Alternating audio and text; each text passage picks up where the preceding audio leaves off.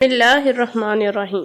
شروع کرتی ہوں اللہ کے نام سے جو بڑا مہربان اور نہایت رحم کرنے والا ہے۔ میرے دوستو، اس کائنات میں ایک ایسی قوم نے بھی قدم رکھا تھا کہ جس قوم کے لوگوں نے نہایت بدکاری کے راستے کو چنا تھا۔ اس قوم کے لوگوں میں ہم جنسی کی ہوس عروج پر تھی۔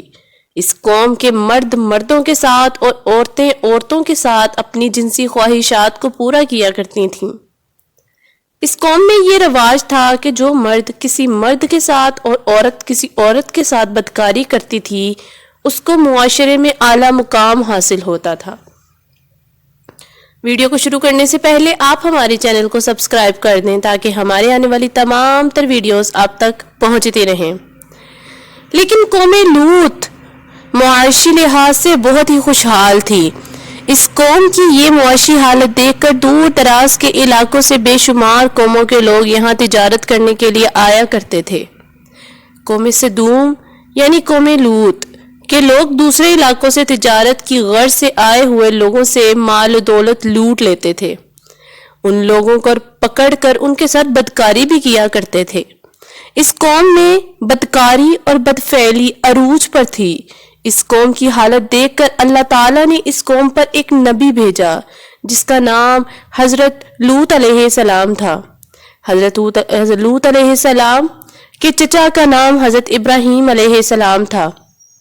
جب اللہ تعالیٰ کے حکم سے حضرت ابراہیم کو اپنی بیوی کے ساتھ مصر پہنچنے کا حکم ہوا تو حضرت ابراہیم کے ہمراہ آپ کا بھتیجا حضرت لوط علیہ السلام بھی تھے۔ مصر کے بادشاہ نے حضرت ابراہیم اور حضرت لوط علیہ السلام کو بے شمار مال و دولت اور جانور دے کر روانہ کیا تھا۔ حضرت لوط اور حضرت ابراہیم علیہ السلام اپنی اپنی بکریاں لے کر مصر سے نکلے تھے۔ جب آپ دونوں اپنی اپنی بکریوں کی حفاظت کر رہے تھے تو چند چرواہوں کے درمیان دونوں کا کافی جھگڑا ہوا۔ یہی وجہ تھی کہ حضرت ابراہیم علیہ السلام فلسطین کی طرف ہجرت کر گئے اور حضرت لوط علیہ السلام نے سدوم میں ہجرت فرمائی۔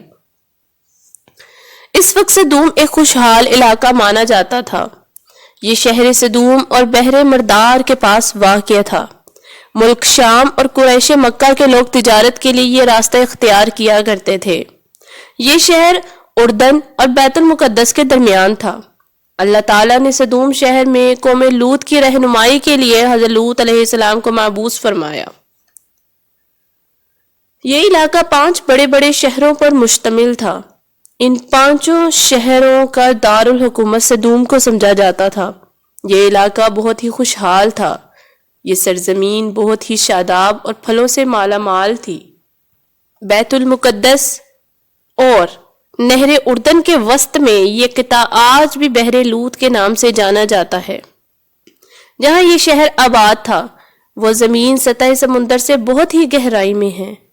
اس میں عجیب قسم کا پانی ہوتا تھا۔ اس پانی میں کوئی بھی مچھلی یا جانور داخل ہو جائے تو وہ زندہ نہیں بچتا تھا۔ یہی وجہ تھی کہ اس خطے کو بحر میت کے نام سے بھی پکارا جاتا ہے۔ اس خطے کو ہی مقام سدوم کہا جاتا ہے۔ حضرت لوط علیہ السلام نے اس شہر میں اپنی رہائش رکھی۔ حضرت لوط علیہ السلام نے ان بدفعلی میں ملوث لوگوں کو سیدھا راستہ پر لگانے کے لیے تبلیغ کی کہ تم ایک اللہ کی عبادت کرو۔ تم لوگوں کو جس بدکاری بدفعلی کی عادت پڑ گئی ہے ایسی بدکاری کسی بھی قوم میں نہیں پائی جاتی۔ تم سب کو چاہیے کہ برے کام کو چھوڑ کر ایک اللہ کی عبادت کرو۔ اگر تم نے اپنی بدفعلی اور اس عادت کو نہ چھوڑا تو اللہ تعالیٰ تم پر سخت سے سخت ترین عذاب نازل فرمائے گا۔ لیکن اس قوم کے لوگوں کو حضرت لوط علیہ السلام کی کسی بھی نصیحت کا کوئی اثر نہ ہوتا تھا۔ وہ اپنی ہی مستیوں میں مگن تھے۔ ان کی محفلوں میں بس اور بس ایک ہی کام جنس پرستی ہوا کرتی تھی۔ اس قوم کے لوگوں نے مرد مردوں کے ساتھ ہی بدکاری کرتے تھے۔ مردوں نے اپنی بیویوں کے پاس جانا چھوڑ دیا تھا۔ اس نتیجے میں عورتوں نے بھی مردوں کو چھوڑ کر عورتوں سے بدفعلی کرنا شروع کر دی تھی۔ جب بھی حضرت لوط علیہ السلام اپنی قوم کے لوگوں کی بھلائی کی نصیحت کرتے تو وہ لوگ آپ کو تنگ کرتے تھے۔ ان کا ایک ہی جواب ہوتا تھا کہ ہم تو بہت ہی برے لوگ ہیں، ہم بدکار ہیں، ہم گناہگار ہیں، تم تو نیک ہو اور اللہ کے پیارے بندے ہو، اس بستی کو چھوڑ کر کیوں نہیں چلے جاتے؟ اگر تم اپنے آپ کو اللہ کے نبی مانتے ہو تو آپ ہم پر عذاب لا کر دکھاؤ، تم ہر وقت ہم کو کیوں ڈراتے ہو؟ حضرت لوط علیہ السلام کی بیوی بھی اس قوم کے ساتھ ملی ہوئی تھی جس کا نام وائلہ تھا۔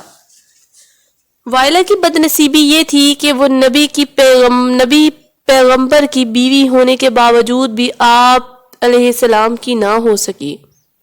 اس نے ہر وقت اپنی قوم کا ساتھ دیا، تو اس قوم کے لوگوں پر بھی کوئی اثر نہ ہو رہا تھا۔ تو ایک دن اللہ تعالیٰ کے حکم سے 2 بڑے فرشتے بڑے ہی خوبصورت نوجوانوں کی شکل میں اس بستی میں ظاہر ہوئے۔ اللہ کے 2 فرشتے نہایت ہی خوبصورت اور حسین و جمیل صورت میں حضرت لوط علیہ السلام کے گھر آئے۔ اس قوم کی بدکاری اس وقت عروج پر تھی، وہ کوئی بھی حسین و جمیل لڑکا دیکھ لیتے تو اس سے بدفعلی کیے بغیر نہ رہتے۔ اسی لیے جب حضرت لوط علیہ السلام کے بعد 2 فرشتے حسین و جمیل لڑکوں کی شکل میں آئے تو آپ نے ان لڑکوں کو کمرے میں بٹھا لیا، ان کو کھانے پینے کے لیے اچھی اچھی چیزوں کا بندوبست کیا۔ حضرت لوط علیہ السلام نے ان نوجوانوں کو فرمایا کہ اس قوم کے لوگ بڑے ہی برے اور زانی ہیں۔ جب ان حسین و جمیل لڑکوں کے بارے میں حضرت لوط علیہ السلام کی بیوی کو خبر ہوئی تو اس نے یہ خبر اپنی قوم کے لوگوں تک پہنچا دی۔ چند ہی لمحوں میں یہ خبر آگ کی طرح پھیل گئی۔ اس بستی کے لوگوں نے حضرت لوط علیہ السلام کے گھر کو گھیرے میں لے لیا۔ قوم کے لوگوں نے حضرت لوط علیہ السلام سے دریافت کیا کہ تمہارے گھر میں بہت ہی خوبصورت نوجوان داخل ہوئے ہیں، وہ کہاں ہیں؟ بستی کے لوگوں کی زبان سے یہ الفاظ سن کر حضرت لوط علیہ السلام بڑے ہی پریشان ہوئے۔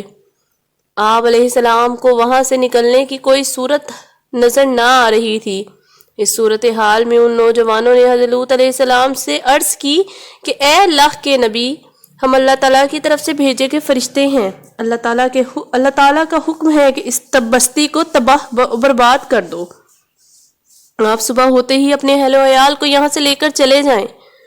فرشتوں نے اللہ تعالیٰ کے حکم سے بستی کے لوگوں سے حضرت لوط علیہ السلام کو محفوظ رکھتے ہوئے وہاں سے نکال دیا۔ پھر فرشتوں نے اللہ تعالیٰ کے حکم سے اس بستی کو زمین سے اٹھایا اور کافی بلندی سے پھر زمین پر دے مارا۔ استغفر اللہ۔ اس قوم پر پتھروں کی بارش کی۔ حضرت لوط علیہ السلام کی بیوی بھی ان لوگوں میں شامل ہو گئی۔ اس کی زبان پر یہی الفاظ تھے کہ ہائے میری قوم کے لوگوں، ہائے میری قوم کے لوگوں۔ اللہ تعالیٰ نے اس کو آج بھی رہتی دنیا تک سب کے لیے عبرت کا نشان بنا دیا ہے۔ حضرت لوط علیہ السلام کی بیوی کی لاش اب بھی پتھروں کے اس فصل میں دیکھنے کو ملتی ہے جس کو نام سے پہچانا جاتا ہے اللہ۔ لوٹس وائف پلر سدوم کے پہاڑوں میں اللہ تعالیٰ نے حضرت لوط علیہ السلام کی گنہگار بیوی کا ذکر قرآن پاک میں کل 9 جگہوں پر کیا ہے۔ اور بے شک لوط بھی رسولوں میں سے تھا کہ جب ہم نے اس کو اور اس کے سب گھر والوں کو نجات دی مگر ایک بڑھیا کو جو عذاب پانے والوں میں رہ گئی، پھر ہم نے دوسروں کو ہلاک کر دیا۔ اور بے شک تم ان کے پاس سے صبح کے وقت گزرتے ہو اور رات میں بھی، پس کیا تم عقل نہیں رکھتے؟ اللہ کافروں کے لیے ایک مثال بیان کرتا ہے نوح اور لوط کی بیوی کی۔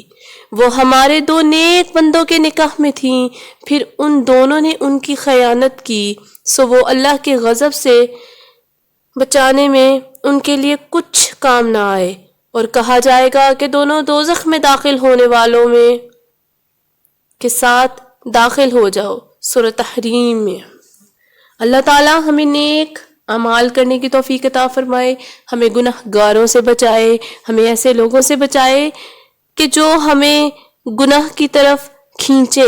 اللہ تعالیٰ ہمیں نیک لوگوں میں شامل کر دے۔ یا اللہ، ہم تیرے بندے ہیں، تجھی سے پناہ چاہتے ہیں، ہماری دعا قبول فرما، ہمارے علم میں اضافہ فرما، ہماری اولاد کو صحت عطا فرما، ہماری کمائی میں برکت عطا فرما۔